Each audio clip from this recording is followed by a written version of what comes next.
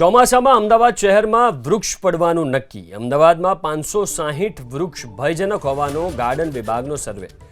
ચોમાસા પહેલા અમદાવાદમાં એબીપી અસ્મિતાનું રિયાલિટી ચેક. અમદાવાદના નવરંગપુરા વોર્ડમાં ટ્રીમિંગ અંગે રિયાલિટી ચેક. વૃક્ષની ડાળીઓને કારણે સીસીટીવી ઢંકાઈ જવાની સ્થિતિ છે.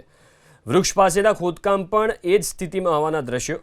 વૃક્ષનું ટ્રીમિંગ યોગ્ય ન થતાં સિગ્નલ પર લાઇટ ઢંકાવવાની સ્થિતિ. ભારે પવન ફૂંકાય તો શહેરમાં ઝાડ પડવાનું નક્કી છે. નવરંગપુરાની સાથે સહજાનંદ કોલેજ પાસે પણ આવી જ હાલત જોવા મળી.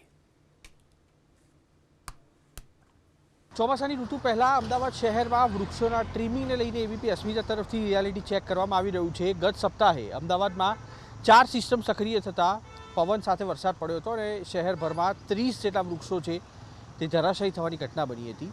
ખુદ ગાર્ડન વિભાગના રેકોર્ડ અનુસાર અમદાવાદ શહેરમાં હાલના તબક્કે 560 જેટલા ભયજનક વૃક્ષો છે અને તેના ટ્રીમિંગ થયા છે કે કેમ તેને લઈને એબીપી અસ્મિતા હાલ અમદાવાદના પંચવટી જવાના માર્ગ ઉપર ઉપસ્થિત છે. સૌથી પહેલાં આ દ્રશ્યો આપણે બતાવી રહ્યા છીએ. જે વૃક્ષો છે તેના ટ્રીમિંગ કોર્પોરેશને કઈ રીતે કરેલા છે, સિગ્નલ ઢંકાઈ જાય છે તેની સાથે ટ્રાફિકમાં અડચણ ઊભી ન થાય તેના માટે સ્માર્ટ સિટી દ્વારા મૂકવામાં આવેલા સીસીટીવી છે તે પણ અહીંયા આગળ ઢંકાઈ ગયેલી સ્થિતિમાં જોવા મળી રહ્યા છે. એટલું જ નહીં, HL કોલેજ તરફ જવાનો જે માર્ગ આવેલો છે ત્યાં આગળ પણ વૃક્ષની આસપાસ કરવામાં આવેલું ખોદકામ છે, જેના કારણે આ વૃક્ષ છે તે ચોમાસાની ઋતુમાં પડી શકે તે પ્રકારની પરિસ્થિતિ છે. કારણ કે ટ્રીમિંગ અહીંયા આગળ કરવામાં ન આવ્યું હોય તે પ્રકારે વૃક્ષ છે તે વધેલું જોવા મળી રહ્યું છે અને તેવા સંજોગોમાં આખા થડ સાથે વૃક્ષ ધરાશાયી થઈ શકે તે પ્રકારની સ્થિતિ જોવા મળી રહી છે. કોર્પોરેશનના ગાર્ડન વિભાગે જે સર્વે કર્યો હતો તેમાં લગભગ 4374 જેટલી ડાળીઓ છે તેને પણ ટ્રીમ કરવાની આવશ્યકતા હતી અને તે પૈકી ગત મહિના સુધી 2182 જેટલી ડાળીઓ છે તે ટ્રીમ થયેલી હતી.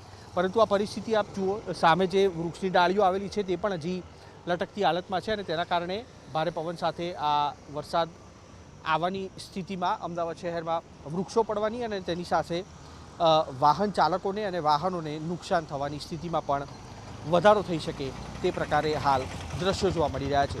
કેમેરામેન રાજ પાવસા સાથે હું શાંત સોની, એબીપી અસ્મિતા, અમદાવાદ. અમદાવાદ મહાનગરપાલિકા દ્વારા ચોમાસા પહેલાં 560 જેટલા વૃક્ષો ભયજનક હોવાનો સર્વે કરવામાં આવ્યો હતો અને તે બાદ તેના ટ્રીમ થયા હોવાના દાવા કરવામાં આવી રહ્યા છે. એબીપી અસ્મિતા હાલમાં સહજાનંદ 4 રસ્તા ઉપર ઉપસ્થિત છે અને દ્રશ્યો આપણે બતાવીશું. જે ટ્રીમ કરવામાં આવ્યા છે તે પ્રક્રિયા જોઈને આપને અંદાજો આવશે. વૃક્ષોની પાછળ સિગ્નલ ઢંકાઈ ગયેલી હાલતમાં છે અને કયા પ્રકારે કોર્પોરેશનના ગાર્ડન વિભાગે વૃક્ષો ટ્રીમ કર્યા છે તેનો જવાબ કદાચ અમદાવાદ મહાનગરપાલિકા પાસે હશે, પરંતુ આ સિગ્નલ બંધ છે કે ખુલ્લું તે સમજી ન શકાય તે પ્રકારે આ વૃક્ષોની ડાળીઓ છે તે અહીંયા આગળ વધી ગયેલી સ્થિતિમાં છે. ચોમાસા પહેલાં આ પ્રકારના જે વૃક્ષો હોય છે તેની ઉપર પાણી પડવાના કારણે વૃક્ષો ભારે થતા હોય છે, ડાળીઓ ભારે થતી હોય છે અને તે બાદ આખું વૃક્ષ છે તે ધરાશાયી થતું હોય છે અને દર વર્ષે આ પ્રકારની પરિસ્થિતિ થતી હોવા છતાં પણ કોર્પોરેશનનું ગાર્ડન વિભાગ છે તે શીખ લઈને આગળના વર્ષે યોગ્ય કામગીરી નથી કરતું, જેના કારણે થઈને સામાન્ય વરસાદમાં પણ 20થી વધુ વૃક્ષો ધરાશાયી થતા આવ્યા છે અને ચાલુ વર્ષે પણ આ સ્થિતિનું પુનરાવર્તન થાય તેવી હાલત શહેરમાં જોવા મળી રહી છે. કેમેરામેન રાજ પાવસા સાથે કુશાંક સોની, એબીપી અસ્મિતા, અમદાવાદ.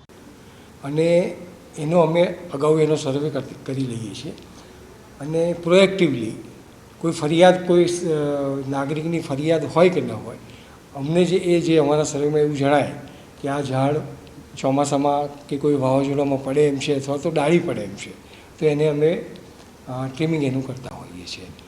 લગભગ સર્વે દરમિયાન 5 કે 5.5 જેટલા ઝાડ ટ્રીમિંગ કરવા પાત્ર છે એ પ્રકારનો સર્વે થયેલો છે. એમાંથી રફલી 4000+ ઝાડનું ટ્રીમ અત્યારે આપણે પૂરું કરેલું છે. એટલે એકચ્યુઅલી આજે પ્રી એક્ટિવ જે અત્યારે ટ્રીમિંગની કામગીરી આપણે કરી રહ્યા છીએ એની પાછળનો ઓબ્જેક્ટિવ આ જ છે કે ચોમાસા દરમિયાન વાહનો ઉપર ડાળી પડવાનું કે એવા અકસ્માતોનું પ્રમાણ ઘટી જાય.